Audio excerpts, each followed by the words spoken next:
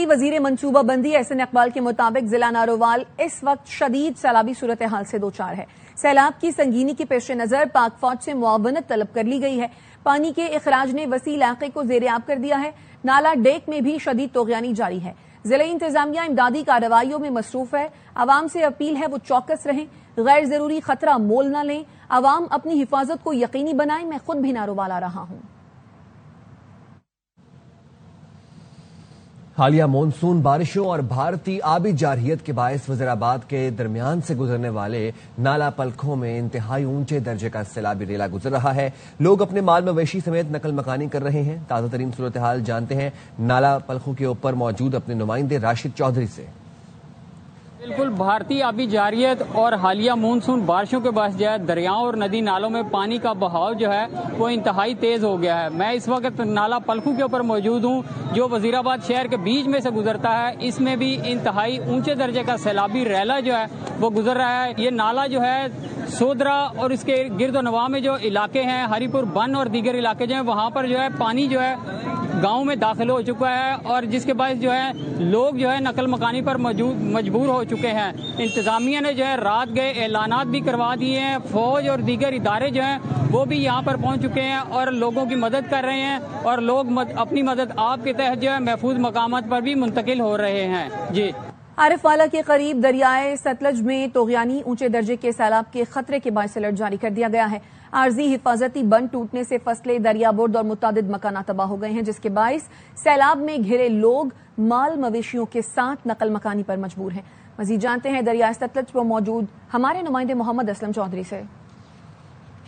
भारतीय आबी जारियत का जो सिलसिला है वो जारी और सारी है, जिसकी वजह से इंतजामिया की जानिब से ऊंचे दर्जे के सैलाब का जो है अलर्ट वो जारी कर दिया गया है, जिसके बायस सैकड़ों एकड़ पर खड़ी फसलें और जो मुतअद्दिद आबादियां हैं दर्जनों के करीब वो जेरे आब आ चुकी हैं, दरिया बुर्द हो चुकी हैं। तो यहाँ के जो इलाका मकीन हैं उनकी मुश्किलात बढ़ चुकी हैं, जिसकी वजह से वो नकल मकानी करने पर मजबूर हो चुके हैं। इस मौका पर जो इंतजामिया और रेस्क्यू 1122 की टीमें हैं वो सैलाब में गिरे लोगों को वो जो सैलाबी फ्लड रिलीफ कैंप हैं वहां पर और उनके मवेशियों को वहां पर मुंतकिल कर रहे हैं। अगर पानी की सतह मजीद बुलंद होती है तो वो मजीद किसी बड़े नुकसान से बच सकें। एडमराला से चलने वाला दरिया चिनाब में 9 लाख क्यूसिक से जायद का सैलाबी रेला आइंदा चंद घंटों में चिन्योट के मकाम से गुजरेगा। चिन्योट की मुतादिद आबादियों में पानी दाखिल हो चुका है। मजीद जानते हैं नुमाइंदे अमीर उमर चमन से। जी बिल्कुल, मराला से चलने वाला 9.5 लाख क्यूसेक का सैलाबी रेला चिन्योट की तरफ रवान दवार और आइंदा चंद घंटों में चिन्योट की हदूद से गुजरकर हेड त्रिमू की तरफ जाएगा। पानी की सतह मुसलसल बुलंद होने के बाइस चिन्योट की मुतअद्दिद आबादियां जिसमें तहसील चिन्योट, तहसील बुआना और तहसील लालिया के इलाके शामिल हैं, उनकी मुतअद्दिद आबादियों के अंदर पानी दाखिल हो चुका है। यही तारीख का सबसे बड़ा सैलाबी रेला कहलाया जा रहा है।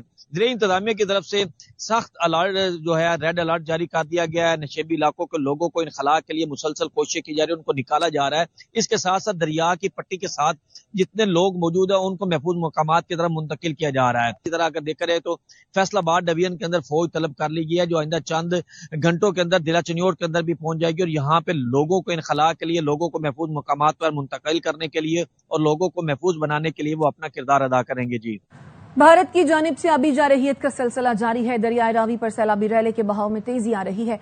इस वक्त हमारे नुमाइंदे ख्वाजा रमजान मजीद दरियाए रावी के किनारे पर मौजूद हैं। मजीद तफसीलात उनसे जानते हैं। अपडेट कीजिए ख्वाजा रमजान।